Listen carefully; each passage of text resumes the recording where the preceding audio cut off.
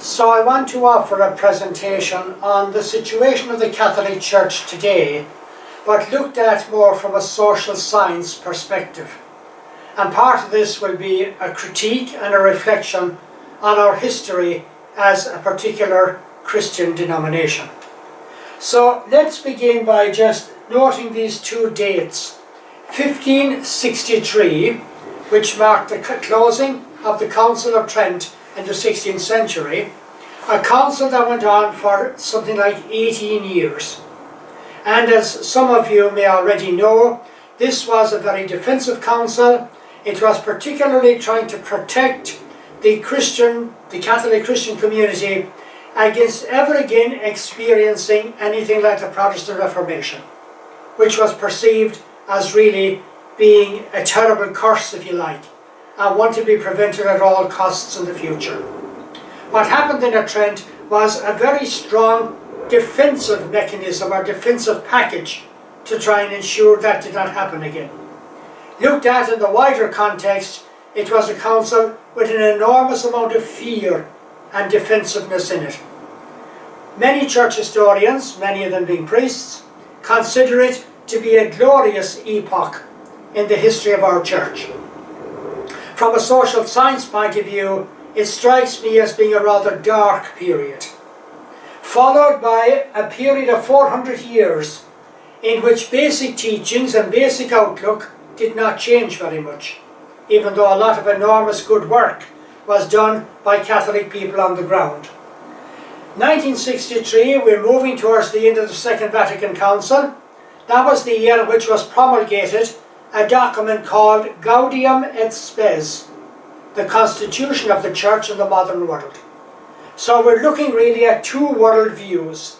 We're looking at the worldview of Trent, which was very much about sturdy, strong institutions. We're looking at the worldview of the 1960s, which had a much more evolutionary trust to it, and the opening up to a range of new possibilities. From within Trent was a particular political orientation, a political and ecclesiastical, that most people and very few historians actually name. I know it sounds a bit harsh. My reason for naming it is I believe we can't really outgrow things until we clearly name them at times. Then we can make choices around them. What Trent put in place was a particular personality to defend, to uphold, and to promote everything that Trent was teaching. I have chosen 4 words to describe this key personality, and those 4 are the male, white, celibate, cleric. And I think each of those 4 words is absolutely loaded. The anthropology of the 16th century, following on from Aristotle, which unfortunately was endorsed rather strongly by Thomas Aquinas, who did criticize and critique Aristotle and several other matters, is that the male only is the full human being. Females are misbegotten males. Therefore, anything serious can only be entrusted to males. White basically means European.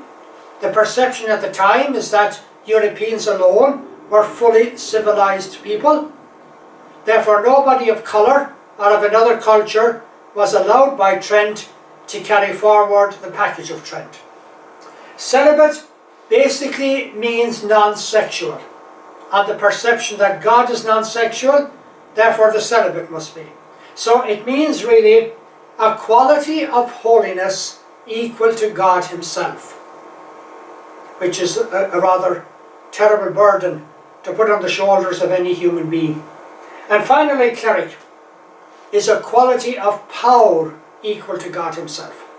And this is an issue of gross confusion that continues in the Catholic Church right to the present time. We need to distinguish between priesthood and clericalism. The oldest definition of priesthood we have in the Catholic Church, the role of the Christian churches, the role of the priest is to be the servus servorum Dei, servant of the servants of God, all service and no power. Clericalism is all about power. Priesthood, properly understood, is all about service. There is gross confusion within the Catholic Church today between those two concepts. And I think priests themselves are suffering badly because we are refusing to clarify that distinction. Now, part of the historical baggage then comes in with this piece of work, Richard Crotty. So this is a layman writing a church history book, and particularly in this case trying to do a biography of Peter, long considered in an unquestioned way to be the leader among the apostles and to have a strong leadership capacity, acknowledged and endorsed by Jesus, and therefore the head of the church, leading us into the arrangement of the papacy in the church that we have had down through the centuries. So Robert Crotty claims Jesus of Nazareth was a Jewish teacher proclaiming the reign of God to a Galilean audience, and probably had nothing to do with the foundation of a separate church. There is no historical evidence, as against the Synoptic Gospels, that Jesus of Nazareth appointed Peter to any office or to any succession. Peter was never a universal church leader, never a Roman leader or bishop, and possibly not even a house church leader. So historically, Pope Damasus, who died in 384, was the first to claim that Rome's primacy rested solely with Peter. It was unheard of before that time, and then we enter into very difficult territory, at least difficult for a lot of people to hear, that in that text from Matthew 16, chapter 16, "Thou art Peter, and upon this rock I'll build my church," in all probability was only added to the Gospel of Matthew sometime after the life of this Pope, because the concept was unknown before that time. Here we have to keep in mind that our Gospels were not just written once and for all as straightforward documents.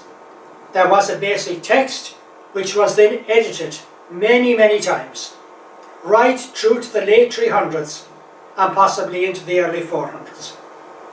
Protestant scholars have been saying that, of course, for quite a while. Catholic scholars are reluctant to even say it. But we need to say it, not in terms of diminishing our own integrity, but rather facing our deeper truth, and a truth that challenges us on several fronts.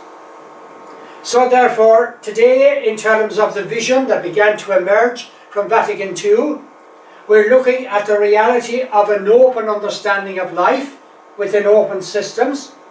What would church as an open system look like? Where interrelationality is a key quality, as it was for Jesus in the Gospels, and particularly in the proclamation of the kingdom of God as the companionship for empowerment.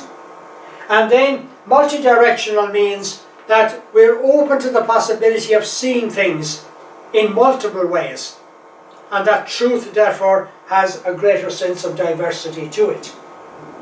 This quotation from Ilia Delio, Franciscan sister in America, one of the great proponents of Teilhard de Chardin, and the understanding of an evolutionary trust for our time and for our church. A closed institutional system, which is what Trent tried to promote, because that felt like the right thing at the time, trying to control an open evolutionary spirit, which is what we're now in, can only lead to disorder within the system.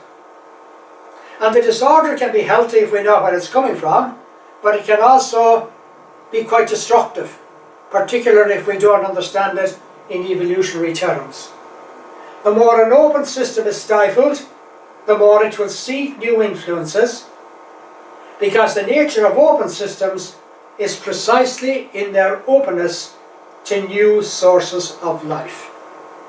So what would a church look like that would be embracing this approach and this value system? What would it look like in terms of its structure, of its leadership, and above all, of its membership? So therefore, I want to look at a number of movements that are at work in our church today, as they are in every denomination, and the challenge of firstly naming them, and then secondly trying to move creatively with them. There is a distinctive move away from hierarchy towards holarchy. The concept of holarchy is based on the notion of the holon, that everything in creation is programmed for interrelationship, not for isolation, not for hierarchical structuring. Biologists often talk about nested hierarchies, but in fact that's their kind of programming and conditioning. Because if we look more carefully at the natural world, it's not hierarchies we find, but holarchies. The notion of the Russian doll, things within things, which is not a hierarchy, it's a holarchy. And that we need these layers of greater wholes to explain the meaning of the entity at the centre. Secondly, from the church towards the universe. So, it is unlikely that Jesus ever mentioned anything related to a church. Our theology of church comes from St. Paul, in this whole concept of the ecclesia. And the ecclesia in Paul's time was the local town council, which Paul took and modified and changed, it seems, significantly, in order to make it more inclusive and more embracing of the people of God and their yearning for faith. And there is a good account in Acts chapter 2 and chapter 4 of that model of community that Paul was trying to promote. So if we ask the question, did Jesus intend a church for the fuller flowering of the kingdom, the new reign of God? In all probability, no. Did Jesus envisage creative faith communities for the living out of that bigger vision? In all probability, yes. And that bit I think Paul gets right. And so he goes around the world of his day, creating these small communities, small, fluid, flexible, minimum structure, moves on and writes back letters encouraging them to continue in that kind of loose, fluid, exploratory way of serving the vision of the new reign of God. And that is ideally what our church should be serving and trying to be about. We're trying to move away from dualisms into a greater sense of interconnection. So once again, the dualism, earth versus heaven, body versus soul, matter versus spirit. A kind of a split between the two. Even light and darkness should not really be heard or interpreted in dualistic terms. They should be seen more as complementary values. What would a church look like that would support and encourage such thinking? The shift from power towards empowerment is a huge challenge for our church today, as indeed it is for all churches and indeed for all the major religions. The kingdom of God, coming from the Aramaic background, it seems would be better translated as the companionship of empowerment. That, it seems, was a big thing for Jesus. All the parables, all the miracle stories are about empowerment. The whole life of Jesus, the price that he paid then through his death, was about empowering. Particularly empowering the poor, the excluded and the marginalized. So we need to move away from our preoccupation with power, which we basically have inherited from Constantine and not from Jesus, towards a faith community and a network of faith communities committed to empowering. And then increasingly, that has to embrace not merely the human reality of our time, but the environmental, ecological and planetary challenges that face us as well. The little cartoon reads, I went into the ministry because I wanted to help people, and the help is crossed out and the word control is written in. And that has been part of the kind of patriarchal, hierarchical package that has been so much part of our faith. A faith with a lot of fear in it, really, coming out of the Council of Trent. Probably not near as strong in the first 1,000 years. It's in the second 1,000 years, and particularly after Trent, that we went into very much this controlling approach. How do we now try to rise above that and invest our sense of trust in community building? in communal structure, in the interaction across different cultures, even across different persuasions of faith, which is what we should be about ideally if we're true to the vision of the companionship of empowerment.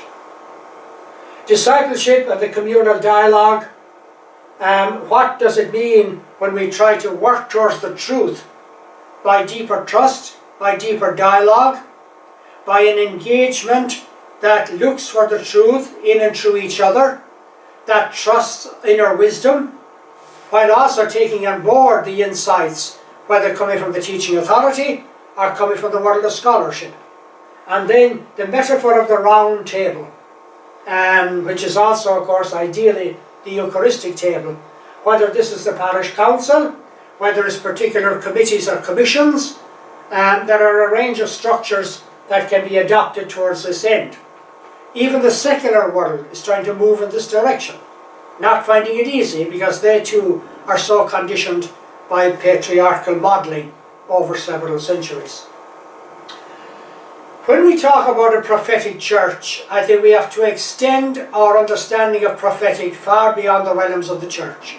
There are some very heroic people, and there are heroic examples of groups and communities that certainly were and are prophetic.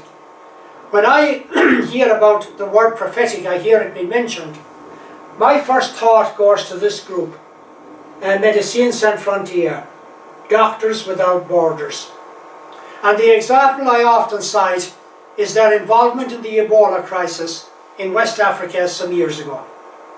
The United Nations invited them in, as it invited in other groups, but I think this was the group that really threw themselves heart and soul into the situation, which was a pretty desperate situation with an enormous amount of poverty and extremely limited resources.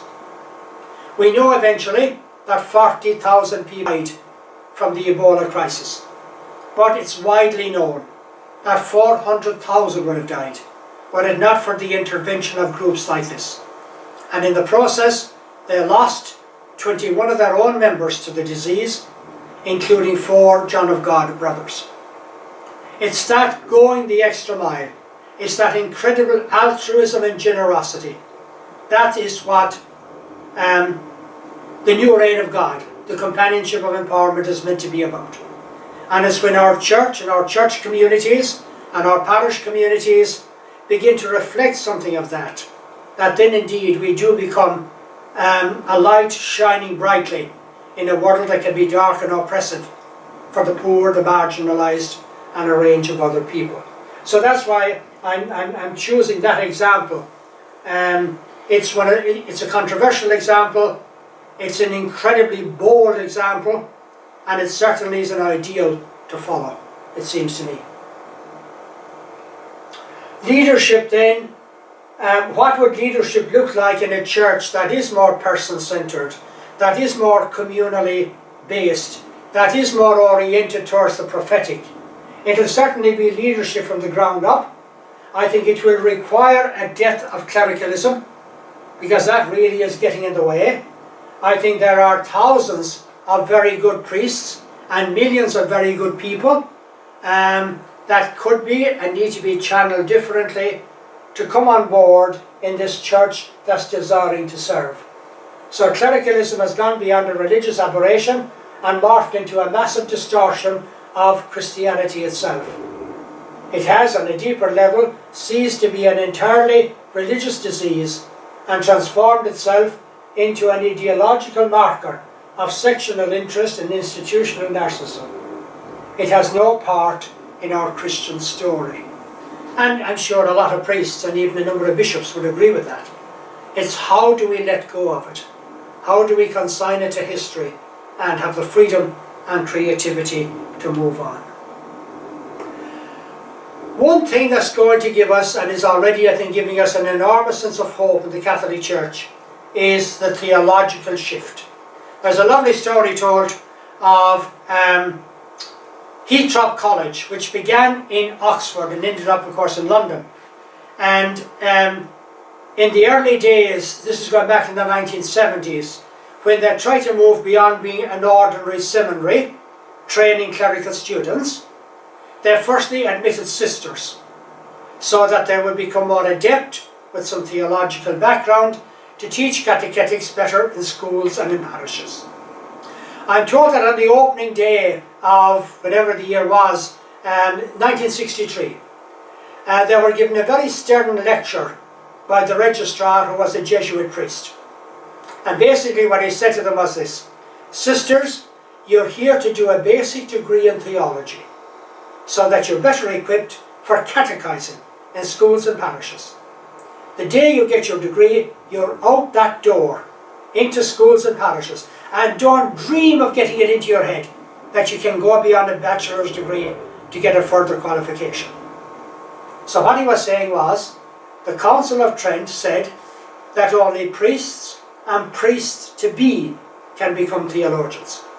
And he still believed that to be the norm, and I suppose it was in a sense, still in the 1960s. 1970, we believe about 5% of all theologians in the Catholic Church were lay people. In 2012, it is somewhere in the region of 60%, and 2/3 of those are women.